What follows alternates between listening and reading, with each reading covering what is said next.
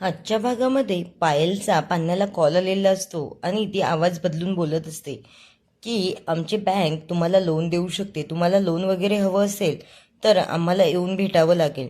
पान्या म्हणत असतो ते काही नाही, मला काही लोन वगैरे हवं नाही आहे आणि मला त्या फंद्यातच पडायचं नाही आहे. पायलचा तिच्यासारखा आवाज निघायला लागतो तेव्हा ती चेहरा कसा तरी करते आणि परत म्हणत असते, अहो तुम्हाला गॅरेज वगैरे टाकायचं आहे मी असं ऐकलंय, म्हणून म्हटलं तुम्हाला की लोन भेटून तुम्ही स्वतःच्या पायावर उभं राहू शकता. आणि पान्याला पण असं वाटतं उगाच दुसऱ्याच्या गॅरेजवर काम केल्यापेक्षा आपण आपलं गॅरेज उभं करू शकतो आणि ते चांगलंच आहे. नंतर यशोदा स्वयंपाकघरात काम करत असतो तेव्हा अवनी तिथे येते आणि ती म्हणते, काय करता यशोदा? मला ना चहा बनवायचा होता, चहा शिकवाल? यशोदादा म्हणत असतो, हो शिकवतो ना. आणि ती त्याला किती कप पाणी, दूध आणि गवती चहा वगैरे टाकायला लावतो. नंतर अवनी म्हणत असते, माझी आई सतत म्हणायची की मुलीच्या जातीला पूर्ण घरातली कामं यायलाच हवी आणि पण मी कधी शिकलेच नाही कारण माझं पूर्ण शिक्षणाकडेच लक्ष होतं. पण त्याचाही काही फायदा नाही झाला, शेवटी माझं नुकसानच झालं. यशोदा म्हणत असतो, अहो जाऊ द्या, काहीतरी चांगलं होण्यासाठी आधी खूप काही वाईट घडत असतं. नंतर अवनी म्हणत असते, हो यशोदा ते तर खरंच आहे. नंतर ती चहा बनवते आणि हसायला लागते आणि चहा कप आणि बशीमध्ये ओतते. इकडे सकाळी सकाळी तिचा भाऊ आणि वहिनी त्याला ज्यूस देत असते तेव्हा तिला त्या दत्ताचा कॉल येतो आणि तो म्हणत असतो, काय हो? हे दत्ता म्हणत असतो, अहो साहेब मला हे काही पटलं नाही, तुमचं काम संपलं आणि तुम्ही आम्हाला विसरलात, एक फोन नाही. तो म्हणत असतो, कामाचं बोल, काय एवढं आहे? तो म्हणत असतो, असं नाही, तुमचं माझ्याकडे काम आयुष्यभर राहणार आहे. तुम्हाला जर तुमची बहीण घरी यायला हवी असेल तर तुम्हाला माझीच मदत घ्यावी लागेल. अवनीचे वडील म्हणत असतात, काय कोण आहे रे? तिचा भाऊ म्हणत असतो की अहो ते अवनीच्या धांडगांच्या शेजारी राहतेत ना, ते दत्ता, त्यांचा फोन आहे. ती म्हणत असते, दे बरं माझ्याकडे. आणि तो तिच्या बापाकडे फोन देतो. नंतर तो म्हणत असतो, बोला बोला साहेब. अहो तो म्हणत असतो, तुम्ही कामाचं बोला, फालतूपणा मला नकोय. तो म्हणत असतो, बरं बरं ठीक आहे. अहो मी तुम्हाला सांगत होतो की तुमची मुलगी तुमच्या घरी जर यायला हवी असेल तर तुम्हाला माझीच मदत घ्यावी लागेल. तो म्हणतो, हो मी काहीही करायला तयार आहे, माझी मुलगी जर आमच्या घरी परत येणार असेल तर.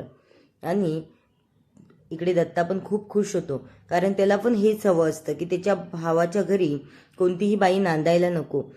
आणि तो म्हणत असतो की पण ते काय करावं लागेल ते सगळं आम्ही करू, पण लवकरात लवकर माझ्या मुलीला असं काहीतरी करा की ती आमच्या घरी यायला तयार होईल.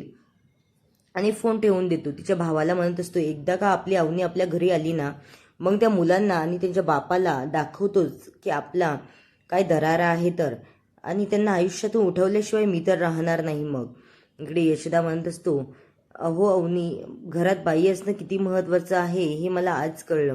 आता ती चहा घेऊन धन्या आणि पान्याला घेऊन जाते तेव्हा ती चहा घ्यायला उठतात आणि नंतर ती म्हणते, मी बनवलाय. ते परत खाली जाऊन बसतात आणि धन्या म्हणत असतो, नाही नाही चहा घ्यायचा नाही, डोक्याला हात लावून म्हणत असतो, नको नको मला चहाच नकोय आज. पान्या म्हणत असतो, मला गॅरेजवर जायचंय, मला ॲसिडिटी होते त्यामुळे मला पण चहा नकोय. नंतर ती म्हणत असते, एवढा मी चहा बनवला, आता तो कोण घेणार? यशोदा म्हणत असतो, धन्या म्हणतो, यशोदाला द्या ना. यशदादा तो चहा घेऊन बघतो तर त्याला छान लागतो. नंतर पान्या आणि धन्या पण उठतो की द्या आम्हाला पण प्यायचा आहे चहा. आणि तो चहा खरंच छान झालेला असतो. अवनी म्हणत असते, तुम्हाला तर घ्यायचा नव्हता ना, तुम्हाला ॲसिडिटी होते, या धन्याचं डाएट आहे म्हणे. आणि पण तो म्हणत असतो, नाही नाही ते सगळं विसरलो आम्ही आता, सॉरी आम्हाला माहीत नव्हतं तुम्हाला छान चहा बनवता येतो म्हणून मग आम्ही खाली बसलो होतो. नंतर अवनी खुश होते आणि सगळेजण चहा घेत असतात, तिच्या हाताला खूप चव असते. नंतर ती चहा घेऊन राजासाठी बाहेर जायला निघते, पण तेव्हा पान्या म्हणत असतो, वहिनी खरंच चहा छान झाला या, असंच तुमच्या हातचं रोज रोज आम्हाला खायला भेटेल तर आम्ही खूप नशिबान समजू स्वतःला. आणि सगळे मुलं खूप प्रेमळ आहेत, अवनीला असं जाणवू पण देत नाहीये की ती या घरात नवीन आहे. इकडे राजा बाहेर अवनीच्या आठवणीमध्ये रमत असतो तेव्हा एक कॉन्स्टेबल येताना त्याला दिसतो आणि तो छत्री घेऊन त्या कॉन्स्टेबलला भेटायला येतो. तो कॉन्स्टेबल म्हणत असतो, ओ काय काम होतं? तो कॉन्स्टेबल म्हणतो, तुम्ही लग्न केलंय ना? तो म्हणतो, हो. मग काय चूक केली काय ती? तो म्हणतो, मी म्हणलो का तुम्ही चूक केली म्हणून? पण तुमचं मॅरेज सर्टिफिकेट तिथे राहिलं होतं, ते द्यायला आलोय. आणि तो गिफ्ट म्हणून ते याला देऊन टाकतो. पण त्याला असं वाटतं आता जर हे अवनीला कळालं की हे लग्न खरं होतं खोटं नव्हतं तर तिला आत्ताच खूप मोठा धक्का बसेल. त्यामुळे इले त्याला काहीही सांगायचं नसतं आणि तो ते गिफ्ट घेतो आणि ते कॉन्स्टेबलला म्हणत असतो, बरं बरं ठीक आहे साहेब, जा मग तुम्ही आता. तेवढ्यातच अवनी बाहेर येते. कॉन्स्टेबल म्हणतो, ही तुझी बायको का? खूप छान जोडा आहे हा तुमचा. ती अवनीला पण आनंद होतो, ते कॉन्स्टेबल भेटायला आलेले असतात त्यामुळे. अवनी म्हणते, काय रे? तो कॉन्स्टेबल म्हणतो की काही नाही, तुमचं ते गिफ्ट राहिलेलं होतं ते मी घेऊन आलो. आता अवनीला पण उत्सुकता लागलेली असते ते गिफ्ट काय आहे ते बघायची. नंतर अवनी राजाला म्हणत असते, ए राजा, हा चहा तर घेऊन जा.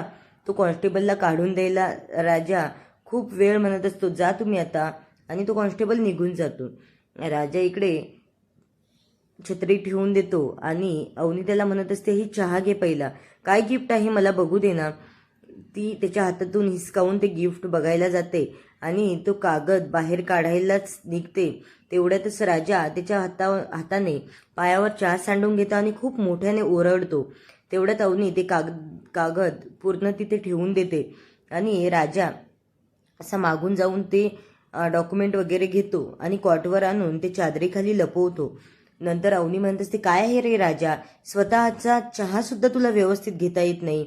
एवढा गरम चहा पायावर सांडून घेतला.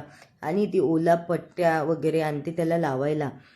पाण्या म्हणत असतो, धन्या म्हणतो की अरे मला तर वाटलं तुझा परत पाय दुखायला लागला. यशोदा म्हणत असतो, काय झालं?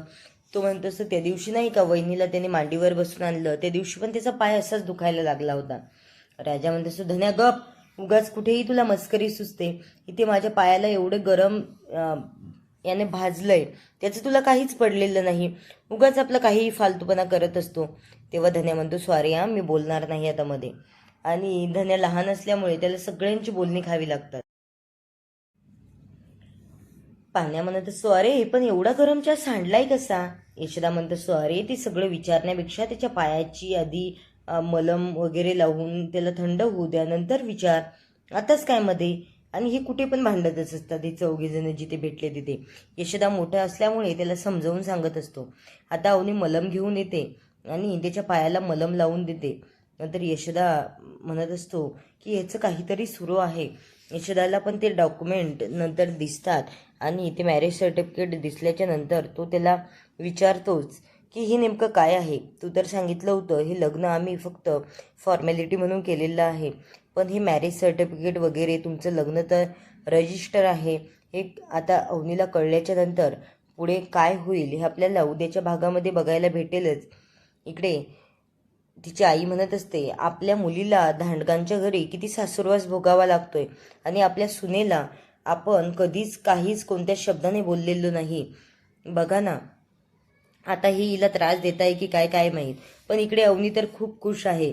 अण्णा तिची रांगोळी शिकण्यासाठी तिथे बसतात आणि ती अण्णांना रांगोळी शिकवत असते, खूप आनंदात असते.